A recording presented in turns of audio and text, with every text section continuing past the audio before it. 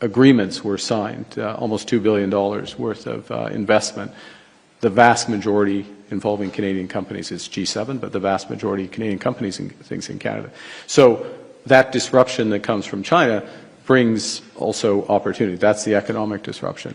I think, look, we're clear-eyed about the issues in the Indo-Pacific, the issues more broadly from a geostrategic perspective.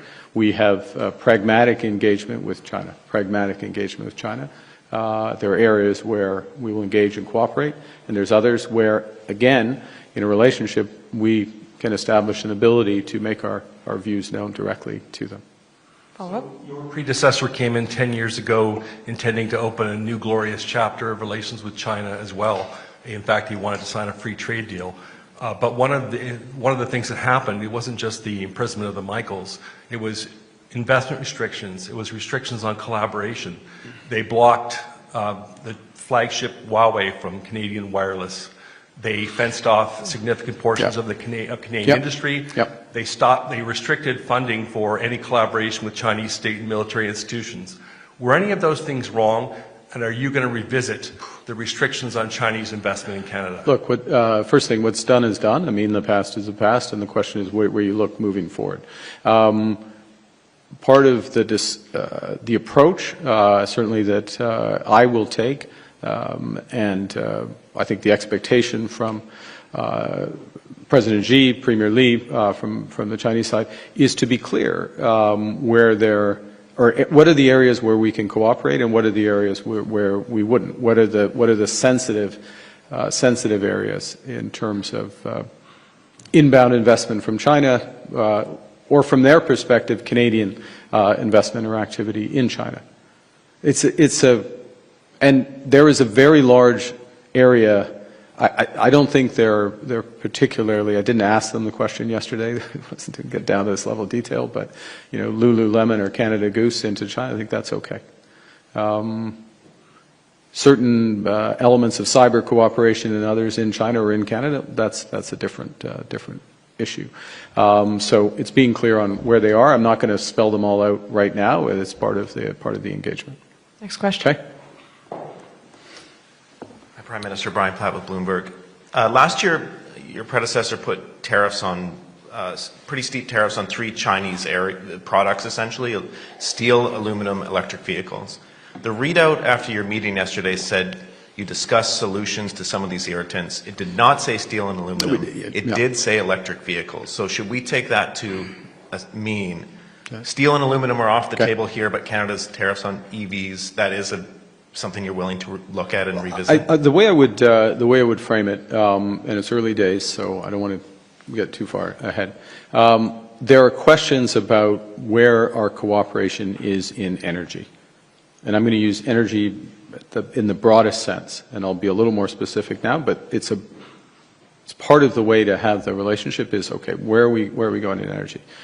PetroChina, Chinese oil company, is one of the purchasers of LNG from what's called LNG-1, the first of those I referenced in my remarks. I think they're 15%. There's a variety. The Korean gas company, Petronas in Malaysia, also purchases. There's a range. Shell would be another. So there's a relationship there in LNG. There's a relationship for some of our oil exports. Actually, I may have got that wrong. It may be on the TMX. Sorry, I apologize. I'll come back and give you the. I'll you can go on Bloomberg and you can figure it out. That's one aspect of energy cooperation. Another aspect of energy cooperation is what potential role will Canadian uranium exports play, big nuclear, and the Canadian nuclear sector and the Chinese nuclear sector, given the scale of their build-out and given our expertise, including in SMRs. On the other side, from a Canadian perspective, we are building out. We have one of the big advantages we have in Canada is this: we basically have a clean grid, or almost a clean grid, and the question is, how do we then take that to the next level for electrification of our economy? For if we're going to have more EVs, we need more clean electricity, or it doesn't really make sense to do that. For clean manufacturing, for AI data centers and all those other aspects. We have big hydro, for example, Churchill Falls. We have big nuclear in Ontario. We have some investments in BC as well. But there also will be conventional renewables, solar and particularly wind, offshore wind. One of the projects of national interest is Wind West off Nova Scotia, potentially 50 or 60 gigawatts of wind. For that, and you also need storage capacity, so it's a long answer, but you asked for it. You need storage capacity. Some of the most competitive companies in the world are Chinese in both offshore wind and in battery storage. It's a natural potential area for cooperation even before you get to EVs. And of course, there is a competitive. They're very competitive in EVs, but the EV component is part of a bigger restructuring of our auto sector. So we'll proceed carefully with that. Follow-up. And I also just wanted to ask you about, there was a lot of talk on this trip about submarine procurement, obviously. You visited a shipyard. I wanted to ask you about fighter jets. Have you made a decision yet on the F-35 review? When will Canadians learn what your decision is on this?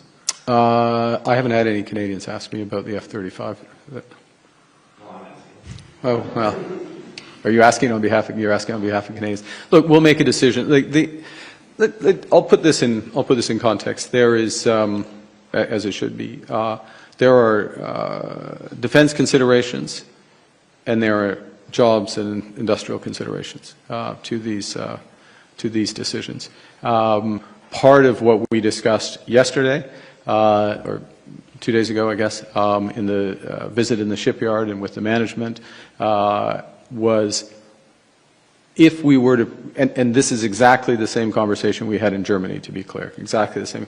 If we were to go down this route, which Canadian companies would you partner with? How much would be done in Canada? Who would do the after-sales servicing? Because one of the big things on contracts is, particularly military, is most of the cost comes after you buy the hardware, like the vast majority. And so it's quite important how that's apportioned out. And it's one of the considerations when comparing, to go to the aircraft example, to comparing those. So we look at the benefits to Canadians, Canadian jobs, Canadian futures, as well as the security benefits. And we're going to be very deliberate about the F-35, as we should, because these are very large commitments of taxpayer dollars. Next question, Murray. Hi, Prime Minister. Murray Brewster with CBC News. Are you confident the budget's going to pass? I am 100% confident that this budget is the right budget for this country at this moment. This is not a game. This is, this is a critical moment in the global economy, or it's an important moment in the global economy. It's a critical moment for our country. And it's a critical moment for our country, and many of the questions that have been asked this afternoon highlight aspects of why it's so important. Over-reliance on the United States, security challenge. Where are we going to find the growth given the headwinds from the new U.S. trade policy?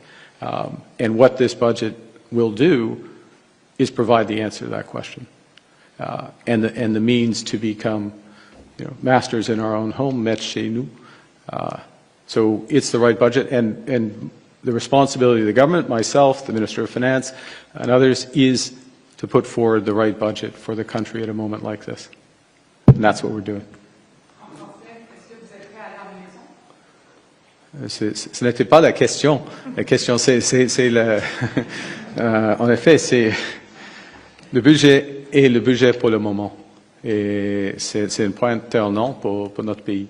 Et ce sera un budget avec des investissements générationnels et un budget pour un pays avec ambition, confiance, l'audace et puis indépendance par rapport aux États-Unis. Ça, c'est le but de ce budget. Murray? Let me ask this then. Are you prepared to fight an election on this budget? I'm always prepared to stand up for the right thing. Next question. Last. Dernière question. Ian Austin from the New York Times. You described your meeting with President Xi as a turning point in relations with China. What changed to make that happen, and what needs to happen now to make sure that forward momentum continues and things don't reverse again? I think we both described it as such, first point. I think at its core, it is about the way we treat each other, interact with each other, what we were saying earlier, this sort of pragmatic engagement. Where can we engage? Where are we not going to engage? Where do we agree? Where can we build? Where do we disagree? And we're not. And being clear about that. And there may be some bumps along the way when there's some ambiguity, but ironing those out as quickly as possible. And then there is, because there are a lot of areas where cooperation makes sense. Look, I'll give you an example. We are two countries that care about climate change and care about global solutions to climate change. Right there's an enormous area for cooperation. We are two countries, at least Canada traditionally has been a country who understands the international monetary and financial system and the changes in the international monetary and financial system, understand the importance of financial stability, the issues with transition and other aspects. This is an issue when you're the rising economic power. So there's another area of engagement there. So there's a host of places where there is an alignment of issue above and beyond the direct commercial ties. Follow-up? Again, where and when did you apologize to the president? How did he? I saw him. We had dinner. We had dinner together. You saw it. There were a few of you were there, and we had a very good dinner. It was very cordial. And I spoke to him at the dinner privately, obviously. Privately, now it's public. There you go. Thank you.